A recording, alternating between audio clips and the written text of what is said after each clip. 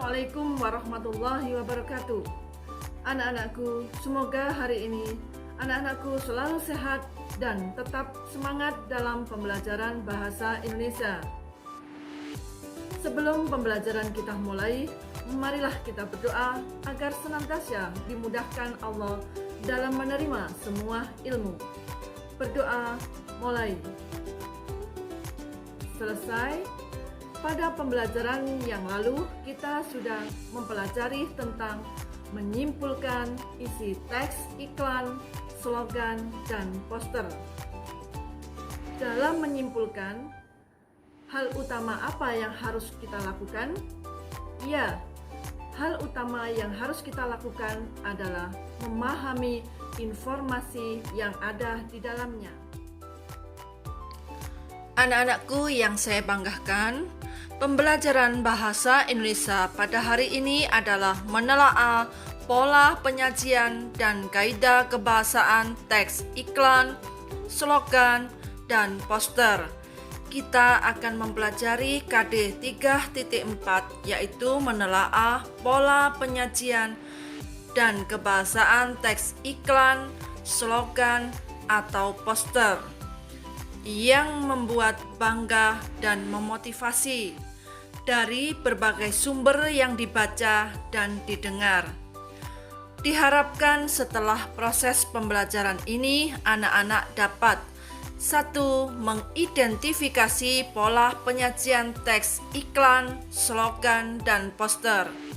Yang kedua, anak-anak dapat mengidentifikasi kaidah kebahasaan teks iklan, slogan, dan poster. Pada menelaah pola struktur dan kaidah kebahasaan iklan, slogan, dan poster, ada 3 yang kita pelajari. Yang pertama, pola penyajian iklan, slogan, dan poster. Yang kedua, struktur iklan. Dan yang ketiga, kaidah kebahasaan iklan, slogan, dan poster. Yang pertama, pola penyajian iklan. Iklan merupakan salah satu media pemasaran kreatif. Untuk mendukung fungsi iklan sebagai media kreatif, dibutuhkan wadah ataupun sarana untuk menuangkan ide. Ide tersebut dapat dituangkan dalam media, baik media cetak maupun media elektronik. Perhatikan bagan berikut. Iklan media cetak mengandalkan media gambar, warna, dan tulisan sebagai media untuk menarik khalayak. Pembaca dapat mengetahui informasi mengenai isi iklan dengan melihat gambar serta membaca kalimat pada iklan. Iklan media elektronik. Pada dasarnya, iklan elektronik lebih menarik daripada iklan cetak. Iklan elektronik dapat didukung oleh media suara, tulisan, gambar, dan gerak. Penggunaan media yang lebih kreatif membuat isi iklan lebih menarik dan disukai khalayak. Kedua, pola penyajian slogan. Pola pengembangan slogan lebih menitik beratkan kepada kedalaman makna suatu kalimat. Kata atau kalimat tersebut dapat menimbulkan minat khalayak. Dengan demikian, khalayak akan tergerak untuk melakukan maksud yang dikehendaki pembuat slogan. Perhatikan bagan berikut. Slogan hanya berisi kata-kata. Slogan tidak hanya bisa dilihat pada ruang terbuka. Slogan juga dapat didengarkan melalui media elektronik. 3. Pola penyajian poster. Poster merupakan media yang paling sering dilihat di ruang terbuka. Biasanya, ukuran poster dibuat besar dengan warna yang mencolok.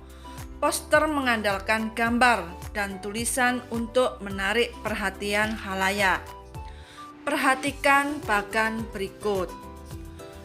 Poster merupakan media yang disajikan secara visual. Kekuatan poster terdapat pada gambar dan tulisan. Biasanya gambar dan tulisan tersebut dicetak dalam plakat berukuran besar dan mencolok agar mudah dilihat halayak ramai. Pola penyajian poster jarang ditemukan pada media elektronik. Struktur iklan. Iklan disusun dengan struktur pembangunan teks. Struktur pembangun teks iklan adalah yang pertama, judul atau nama produk. Bagian ini berisi nama produk, jasa, atau kegiatan yang diiklankan. Yang kedua, penjelasan. Bagian ini berisi tujuan produk, jasa, atau kegiatan tersebut diiklankan. Yang ketiga, nama dan alamat pengiklan. Bagian ini berisi nama orang, alamat, atau nomor telepon yang dapat dihubungi. Kaidah kebahasaan, iklan, slogan, dan poster. Baik iklan, slogan maupun poster menggunakan bahasa yang menarik, tepat, dan sopan. Bahasa tersebut disusun untuk menonjolkan informasi baik pada iklan, slogan, maupun poster. Bahasa tersebut tidak terikat oleh bahasa yang baku. Yang perlu kita ingat bahwa bahasanya pada iklan, slogan, dan poster. 1. Bahasa singkat dan jelas. Bahasa tersebut diungkapkan dalam bentuk kalimat yang menarik. Tujuannya untuk menarik perhatian halayak ramai. Yang kedua, tidak terikat oleh bahasa baku. Bahasa yang digunakan dapat menggunakan bahasa pergaulan yang dekat dengan masyarakat. Tujuannya agar masyarakat tertarik dan melakukan sesuatu atau membeli barang yang diiklankan. Ada 4 jenis kalimat yang sering kita temui pada iklan, slogan, dan poster. Yang pertama, kalimat deklaratif. Biasa disebut kalimat berita. Kalimat deklaratif adalah kalimat pernyataan yang berfungsi menyatakan atau menginformasikan sesuatu. Contoh, batik Wisnu, batik murah dan berkualitas. Yang kedua, kalimat interrogatif. Biasa disebut kalimat tanya. Kalimat interrogatif berfungsi menanyakan sesuatu dengan intonasi tanya. Kalimat ini ditandai oleh kata tanya seperti apa, kapan, di mana, atau mengapa. Sementara itu, tanda tanya digunakan pada akhir kalimat interrogatif.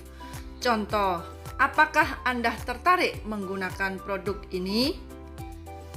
Yang ketiga, kalimat imperatif. Biasa juga disebut kalimat perintah. Kalimat imperatif berfungsi untuk mengharapkan tanggapan berupa tindakan dari lawan bicara.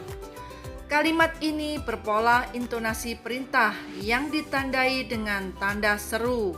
Kalimat imperatif memiliki beberapa macam, yakni perintah sebenarnya, larangan, dan ajakan. Contoh, jangan sekali-sekali mendekati narkoba. Yang keempat, kalimat interjeksi. Biasa juga disebut kata seruan. Kalimat interjeksi berfungsi untuk menyampaikan perasaan pembicara. Kalimat ini mempunyai pola intonasi seru yang ditandai oleh tanda seru. Contoh, wah, betapa indah alam Indonesia. Cukup sekian pertemuan hari ini. Semoga bermanfaat dan selamat belajar. Saya akhiri. Wassalamualaikum warahmatullahi wabarakatuh.